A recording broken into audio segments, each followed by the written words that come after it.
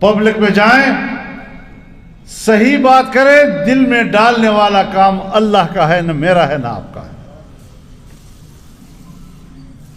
اگر اللہ رب العالمین کی ذات جناب نبی کریم صلی اللہ علیہ وسلم سے مخاطب ہو کر وہ فرماتے ہیں اِنَّكَ لَا تَهْدِي مَنْ أَحْبَبْتَ، جس کو تو چاہے کہ ہدایت مل جائے نہیں دے سکتا، وَلَكِنَّ اللَّهَ يَهْدِي مَن يَشَاءُ، جسے اللہ چاہے گا ہدایت ملے گی۔ دل میں بات ڈالنا یہ پھر اللہ پہ چھوڑ دینا۔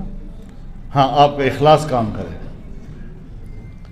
دل سے جو بات نکلتی ہے اثر رکھتی ہے۔ آپ دل کی بات کریں، لوگ آپ سے متاثر ہوں گے، لوگ آپ کی بات کو سمجھیں گے۔ ہمیں تو ایک آدھ دفعہ کچھ موقع ملے ہیں صوبہ خیبر پختونخوا میں حکومت کرنے کے، جو ہم سے ہو سکا ہے، کیونکہ آج کل حکومت کرنے والا حکمران نہیں ہوتا جی، اس کا گرد پیش حکمران ہوتا ہے۔ حکومت کرنے والا پھنسا ہوا ہوتا ہے ان کے بیچ میں۔ ہم نے ایک قانون بنایا اور اس قانون میں ہم نے حیوانات تک کے حقوق کا تحفظ کیا، اس قانون میں ہم نے درختوں اور نباتات تک کے حقوق کا تحفظ کیا، اور جب اسمبلی میں پاس ہو گیا 1 سال تک پورے ملک میں ہم نے اس پہ ڈیبیٹ کی، 1 سال تک، اور صرف 2 باتیں ہم پبلک سے کہتے تھے۔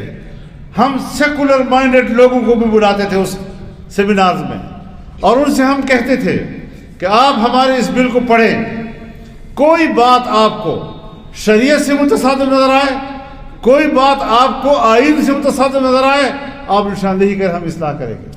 اور بہت اصلاح کی اس کی، بہت سی چیزیں ایسی تھی کہ ہم نے لوگوں کے مشورے مانے، اور پھر جا کر پاس کیا۔ تو جنرل مشرف صاحب بنفس نفیس سپریم کورٹ میں گئے اور سپریم کورٹ سے فیصلہ دے دیا کہ اس میں اتنے شقے آئین سے متصادم۔ ہم نے پھر سپریم کورٹ کی بات مانی، اور سپریم کورٹ کی بات مان کر ان 3-4 حصوں کو نکال دیا اس سے، اور پھر پاس کیا۔ اور جب دوبارہ پاس کیا تو پھر وفاقی حکومت اسی سپریم کورٹ میں گئی۔ سپریم کورٹ نے یہ نہیں کہا کہ یہ کیس تو میں دیکھ چکا ہوں، اس پر تو میں فیصلہ دے چکا ہوں، اس میں اگر کوئی چیز مجھے آئین سے متصادم نظر آئی میں نے نکال دی ہے۔ نہیں، اس نے 3-4 اور دفعہ نکال دی اس سے، اور اس سے وہ غیر مؤثر ہو۔ یہ حشر کرتی ہے آپ کی اسٹیبلشمنٹ اور آپ کی عدلیہ ہمارے اسلامی قانون کے ساتھ، اور ہاتھ بھی ان کا اونچا۔ ہم جانتے ہیں آئین کیا ہے اور آئین سے متصادم کیا ہے، تم ہمیں سمجھاؤ گے؟ جی ہاں، ہم سمجھائیں گے، کیونکہ شریعت کو پھر بھی ہم جانتے ہیں، تم نہیں جانتے۔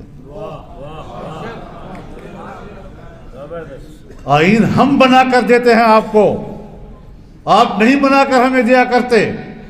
قانون ہم بنا کر دیتے ہیں آپ کو، لہذا قانون پھر پڑھائیں گے بھی ہم آپ کو۔ آپ یہ ہمیں نہیں کہہ سکتے کہ قانون تم ہمیں سمجھاؤ گے، تو قانون میں نہیں سمجھاؤں گا تو بنایا میں نے، پھر میں کیسے نہیں سمجھاؤں گا؟ اس لیے ادارے بھی ذرا سیاسی لوگوں کو اور عوامی اداروں کو اس احساس کمتری میں مبتلا نہ کریں۔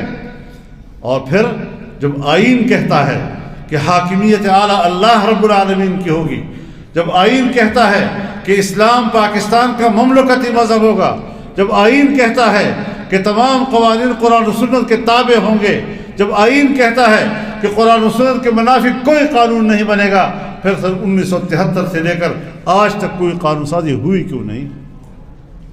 اس لیے کہ ایوانوں کو ایسے لوگوں سے بھر دیا جاتا ہے کہ جن کو قرآن و سنت سے کوئی دلچسپی نہیں ہوتی۔ لہذا ہمیں اس رخ پر بھی سوچنا ہوگا، اس پہلو کو ہمیں نظر انداز نہیں کرنا چاہیے۔